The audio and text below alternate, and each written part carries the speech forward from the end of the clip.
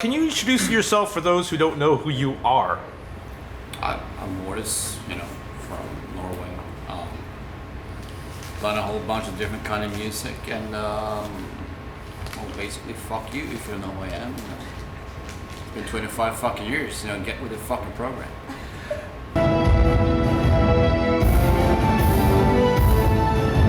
Please forgive if some questions are old and if you're tired of answering them. And if I do ask you a question that's boring, just say, dude, that's boring.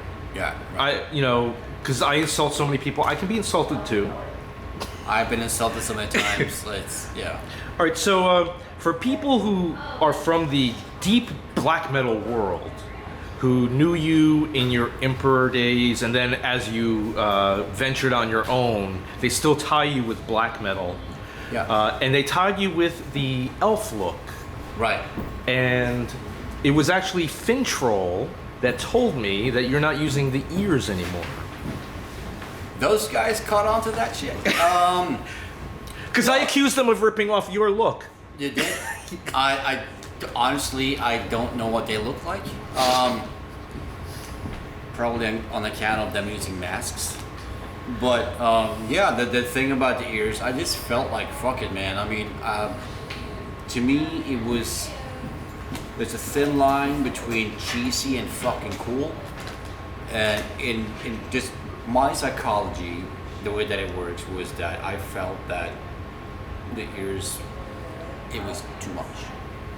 That's when it went into, I like the photos from back in the days and all that stuff. I think it works. But when I kind of came back to the whole thing, I'd made a return to the mass watch shit. I just decided not to do the ears. It simply felt like this is the line where it's going from cool to kind of cheesy. Might have been me getting older, who fucking knows? That was just a fucking feeling I had, and I went with it. And it feels good. I don't want to do the ears. Well, I did hear that you your ears were stolen on an American tour. Is that true? I don't think so. Do you have back then? Did you have backup ears? Yes, I have backup ears. Every mask came with a set of extra ears. All right, so I didn't lose my hearing or anything like that. Was it latex or silicone? I don't know the actual physics behind it. I think it was like some kind of foam latex. Okay. Yeah. I wanted to ask at least one sort of informative question. Mm-hmm. That your last name, I'll butcher it, so please forgive me. Oh, of course you will. Elefson? You got it pretty well. I mean, I'm not the bass player of Megadeth, but it's close. It's Elefson. All right. Yeah. Because it almost sounds like the son of an elf, and you appeared as an elf. Elf son? Yeah, that's cheap. Really? But I get it. I wonder if that had anything to do with, like, what is elf in Norwegian? On. So it's not close. It's kind of close, but it would take me a long fucking time to explain that. But I get what you mean by that. But, yeah. It's because you're English, your language is English. So I get that whole thing, but it's different in Norwegian. And I talked to Al Dawson from Earache Records because I thought that you were still on Earache, and he said no, but he got me in touch with who I needed to speak with in order to get this interview. Al's a good guy. I mean, he's still sort of actively being, interested in Mortiis and all that stuff, and I totally appreciate that. But as far as this is really boring, but contractually speaking, I mean, I haven't been with those dudes in a long time. Is it because of your Nazi lyrics that they threw you off because of Barney from Napalm Death? He doesn't tolerate Nazis. Because of the elf Nazi stuff that I do so much? Yeah, that must have been it. I mean, he doesn't tolerate it. I mean, he gave me 2Ks in Krang, 1999. The funny fucking thing is, like, it's like a 20-year fucking anniversary for the 2Ks in Krang. The new album got 2Ks. Every fucking time I put the mask on, Kerrang hates it. And it goes down to 2Ks. Once I take the fucking mask off and I go like industrial rock, they double the fucking grade. I get 4Ks. Weird, huh?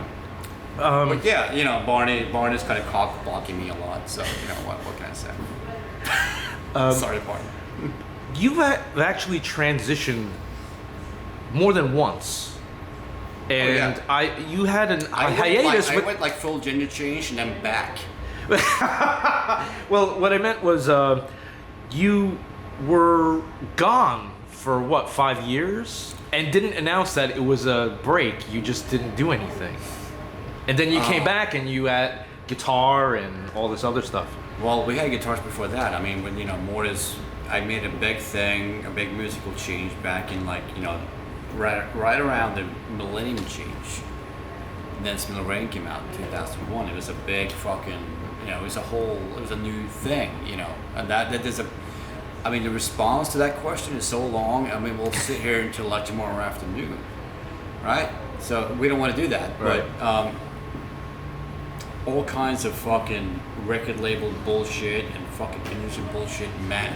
I fired everybody and then the next guy too. Everything just took fucking forever.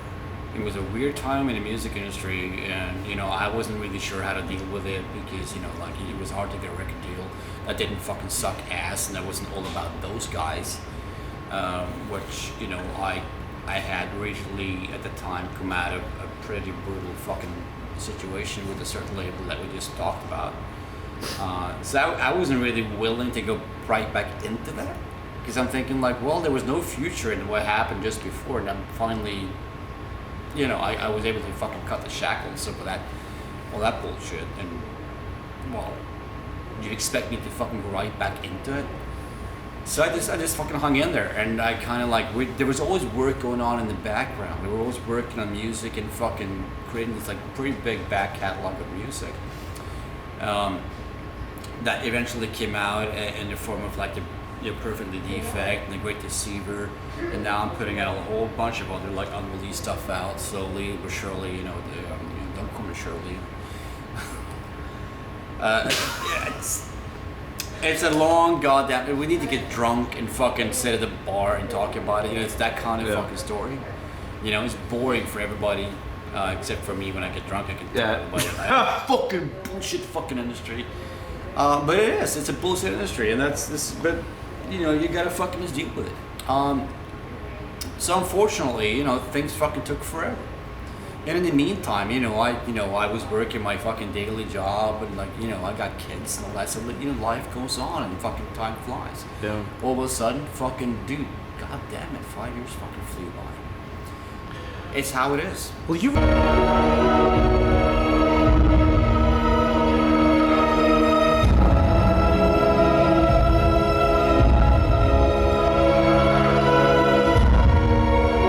Released something for free.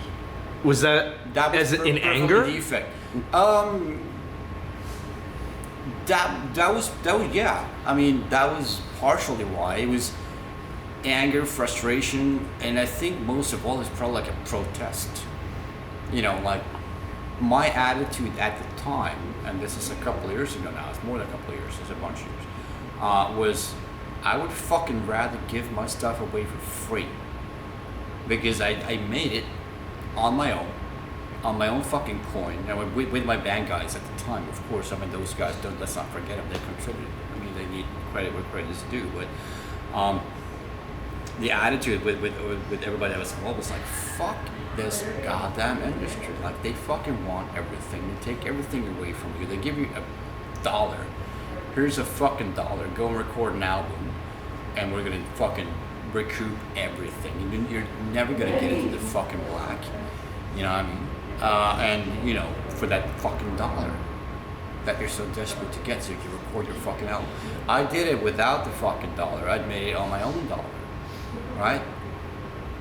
But I was so fucking pissed off and frustrated at the end of it that I figured, like, you know what? I'm not even gonna license this to anybody because, you know, they're fucking greedy motherfuckers. I'll give this shit away because I can. I'm in that fucking situation now where I can give this away. It's not really gonna affect me. I don't give a fuck about the money. I have a job. So, yeah, it was fucking anger. It was anger, frustration, and most of all, it was a protest. It was a fuck you to the industry. Like, all right, fuck the middleman, fuck all the fucking middle guys. Here's my album, straight to the fucking fan. Take it for free. All I want in return is your email address so I can give you updates. And you know, we got the email mailing list that I had. This grew by fucking miles. It just, I don't even know how many fucking people we have there now, but it's like a lot of fucking people.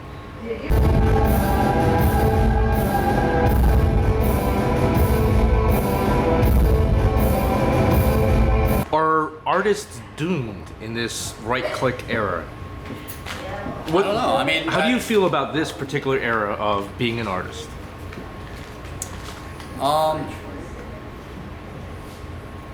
I think if you're semi-established the way that I am, you know, it's an interesting time in the sense that I'm already established insofar as I can reach out to a decent amount of people. I don't know what it's like. I'm thinking like if you're Madonna and does this, I mean, you must be making billions if you can just do it on your own because you got that kind of like clout.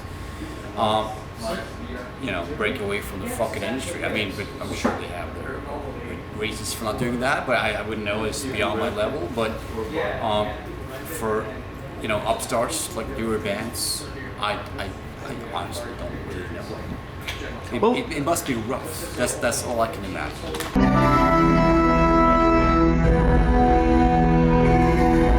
Let us have some levity, and I might be asking some stuff that you tell me don't use this. But do you remember the Grimoire girl Luna? Yes, I do. Yeah, from Chicago. Well, she was originally from Pittsburgh. She's actually back in Pittsburgh Well, she was now. she was the girl that was in my Chicago show, right? Yeah. And so I heard this story, and it's not to embarrass you. It's just to let you know that she was telling me this story, and I actually blew coffee out of my nose when I heard it. Yeah. Because she said that something happened, you overdosed or had a bad reaction to some kind of drug, and that you actually were clinically dead.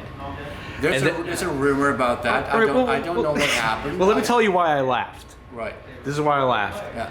Because then I heard that someone else asked you about that, and your response was, "Oh, that was a misunderstanding." And that was the most comical answer I could have ever imagined someone saying, like, "Yeah, I heard you died." Oh no, that was just a misunderstanding. It sounds good, right? Yeah. So what happened? Do you want to talk about that? Yeah, I'm fine with it. I mean, from what I remember was, I was pretty open to stuff back in those days. You know, I was liberal. Somebody gave me like a vial of some shit, and I can't remember how you were supposed to take it. Whatever, they just put it on the tongue or some shit like that, and I did that. And, next thing I know, I fucking passed out on the bed, and you know the room cleared out pretty goddamn fast. Because everybody thought I was dying, right? So I woke up, and it's like the room's fucking. That was like part of Central was my room in Chicago at the time. And it was like death fucking, it was like a morgue, you know, like half an hour later, because they thought I was dead. Like, thanks for the fucking, you know, thanks for not trying to save me or something. So there was no ass-to-mouth resuscitation? No, ass to mouth. Honestly, what I think happened was, though, was that was my first time in the States. So that was the first time I was actually jet lagged. And I've been drinking hard for like 3 days. And when I get going, I don't sleep, right? I mean, back in those days when I was a young guy, you know, I was drinking hard as fuck, you know, and I didn't sleep, I didn't give a shit. And I might have done other drugs, I mean, I don't even know. But they gave me that stuff, and apparently that was, that whatever the fuck that shit was, it was kind of well known at the time for like, killing people or something. Oh! It was something to, I can't remember what the fuck the stuff was called, but, you know, people had died from it or something. They thought I was dying. I just woke up and I was like, all right, where's everybody? Am I incorrect in remembering that you had some song title that had the word heroin in it? Some kind of heroin. Or why? That's because that's a remix album. And it came, what I like to do, I've done like about 2 or 3 remix albums, and what I like to do is I like to pull out certain lines out of songs from the album that the remix album is based upon, just to kind of carry the sort of like the concept forward. So that was all that was about, and that line is from a song called The Grudge, which was about a certain person that You know how like emotionally you can get kind of addicted to certain things and all that. So you do the reference. So yeah, it's deep. It's like I'm not expecting everybody to catch on to that. It's a metaphor. Yes, that's exactly what it is. Excellent. I'm glad to hear that. There you go. Because I actually have spoken with intelligent people about why someone would start heroin. Could I meet these people? One died. Like? Dave Brocky is dead, and we actually talked about this. this. Dead now because I haven't. Yeah, from Guar. I've heard rumors. Yeah, so about smart people. But it's just really strange. I understand that there's a lot of propaganda against certain things, and it's bullshit. But it is true. Like, how many people can you count on your hand who can thank heroin for an accomplishment? Al Jorgensen.